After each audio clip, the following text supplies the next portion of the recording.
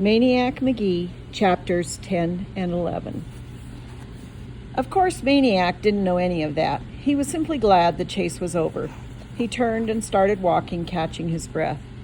East Chestnut, East Marshall, Green Street, Arch Street. He had been around here before. That first day with the girl named Amanda, other days jogging through. But this was Saturday, not a school day, and there was something different about the streets. Kids, all over. One of them jumped down from a front step and planted himself right in front of Maniac. Maniac had to jerk to a stop to keep from plowing into the kid. Even so, their noses were practically touching. Maniac blinked and stepped back. The kid stepped forward.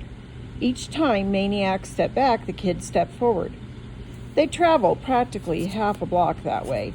Finally, Maniac turned and started walking.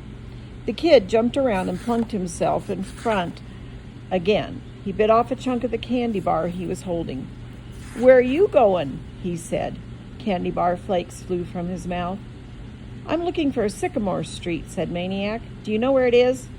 "Yeah, I know where it is." Maniac waited, but the kid said nothing more.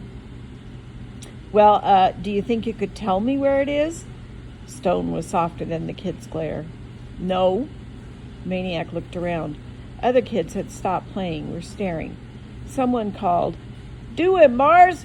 Someone else, "Waste him!" The kid, as you probably guessed by now, was none other than Mars Bar Thompson. Mars Bar heard the calls and the stone got harder. Then suddenly he stopped glaring. Suddenly he was smiling.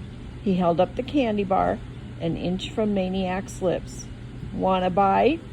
Maniac couldn't figure. "You sure?" "Yeah, go ahead, take a bite."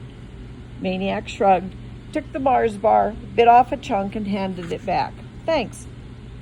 Dead silence along the street. The kid had done the unthinkable. He had chomped on one of Mars' own bars. Not only that, but white kids just didn't put their mouths where black kids had had theirs, be it soda bottles, spoons, or candy bars. And the kid hadn't even gone for the unused end. He had chomped right over Mars Bar's own bite marks. Mars Bar was confused. Who was this kid? What was this kid? As usual, when Mars Bar got confused, he got mad. He thumped Maniac in the chest. "You think you bad or something?" Maniac, who was now twice as confused as Mars Bar, blinked. "Huh? You think you come down here and be bad? That what you think?" Mars Bar was practically shouting now. "No," said Maniac, "I don't think I'm bad. I'm not saying I'm an angel either, not even real good. Somewhere in between, I guess." Mars Bar jammed his arms down, stuck out his chin, sneered. "Am I bad?" Maniac was befuddled. "I don't know. One minute you're yelling at me, the next you're giving me a bite of your candy bar." The chin jutted out more.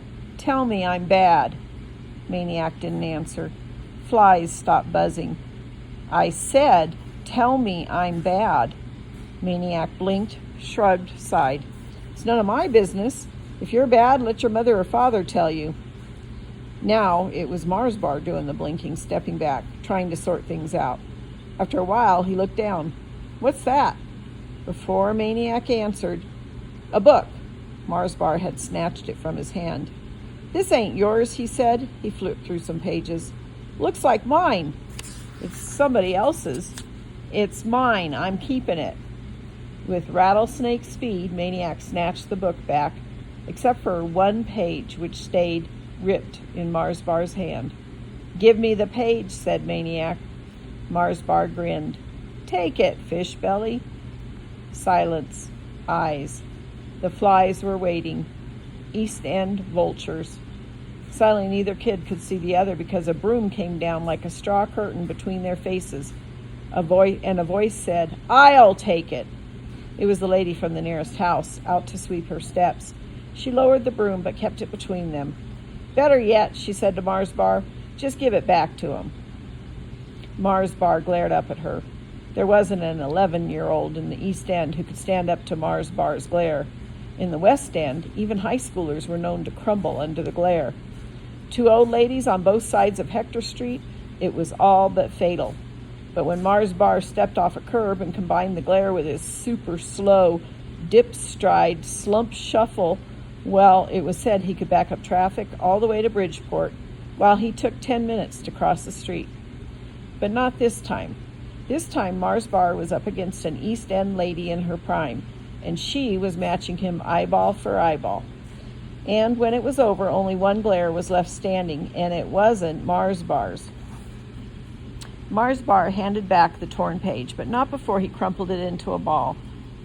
The broom pushed him away, turned him around, and swept him down up the street. The lady looked down at Maniac. A little of the glare lingered in her eyes. "You better get on, boy, where you belong. I can't be following you around. I got things to do." Maniac just stood there a minute. There was something he felt like doing, and maybe he would have, but the lady turned and went back inside her house and shut the door. So he walked away. Chapter 11. Now what? Maniac uncrumpled the page, flattened it out as best he could. How could he return the book to Amanda in this condition? He couldn't, but he had to. It was hers. Judging from that morning, she was pretty finicky about her books. What would make her madder? To not get the book back at all, or to get it back with a page ripped out? Maniac cringed at both prospects. He wandered around the East End, jogging slowly, in no hurry now to find 728 Sycamore Street. He was passing a vacant lot when he heard an all-too-familiar voice. "Hey, Fish Belly!" He stopped, turned. This time, Mars Bars wasn't alone. A handful of other kids trailed him down the sidewalk. Maniac waited. Coming up to him, Mars Bar said, "Where you running, boy?" "Nowhere." "You running from us? You afraid?" "No, I just like to run." "You want to run?" Mars Bar grinned. "Go ahead. We'll give you a head start." Maniac grinned back. "No, thanks." Mars Bar held out his hand. "Give me my book." Maniac shook his head. Mars Bar glared. "Give me it." Maniac shook his head. Mars Bar reached for it. Maniac pulled it away. They moved in on him now. They backed him up. Some high schoolers were playing basketball up the street, but they weren't noticing, and there wasn't a broom-swinging lady in sight. Maniac felt a hard flatness against his back. Suddenly his world was very small and very simple. A brick wall behind him, a row of scowling faces in front of him. He clutched the book with both hands. The faces were closing in. A voice called, "That you, Jeffrey?" The faces parted, and the curb was a girl on a bike. Amanda. She hoisted the bike to the sidewalk and walked it over. She looked at the book, at the torn page. "Who ripped my book?" Mars Bar pointed at Maniac. "He did." Amanda knew better. "You ripped my book." Mars Bar's eyes went big as headlights. "I did not." "You did. You lie." "I didn't." "You did." She let the bike fall to Maniac. She grabbed the book and started kicking Mars Bars in his beloved sneakers. "I got a little brother and a little sister that crayon all over my books, and I got a dog that ears them and poops on them. And that's just inside my own family. And I'm not going to have nobody else messing with my books. You understand?"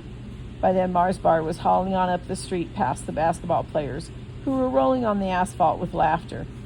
Amanda took the torn page from Maniac. To her, it was the broken wing of a bird, a pet out in the rain. She turned misty eyes to Maniac. "It's one of my favorite pages." Maniac smiled. "We can fix it." The way he said it, she believed. "Want to come to my house?" she said. "Sure," he said.